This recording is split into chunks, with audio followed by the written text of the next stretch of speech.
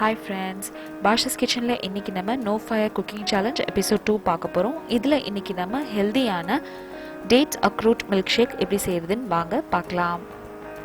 dates acrot milkshake செய்யறதுக்கு இங்க நான் kimia dates எடுத்துர்க்கேன். இது ஒரு 10 நிமிஷம் சீடெல்லாம் எடுத்துட்டு பால்ல ஊற வச்சிருங்க.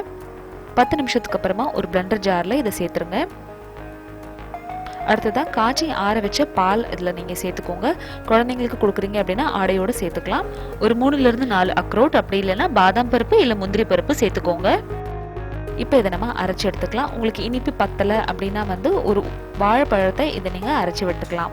அவ்வளோதான். ரொம்ப ஈஸியாக சிம்பிளாக செய்யக்கூடிய இந்த டேட்ஸ் அக்ரூட் மில்க் ஷேக் தயாராகிடுச்சு. டூட்டி ஃப்ரூட்டி அப்புறம் பாதாம் வச்சு கார்னிஷ் பண்ணி உங்கள் குழந்தைங்களுக்கு கொடுங்க.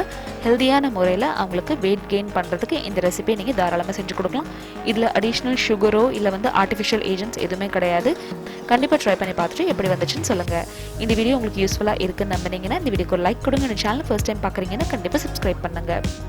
டயட் Thursday ரெசிபியில் அடுத்து உங்களை சந்திக்கிறேன். Thank you so much for watching. Bye.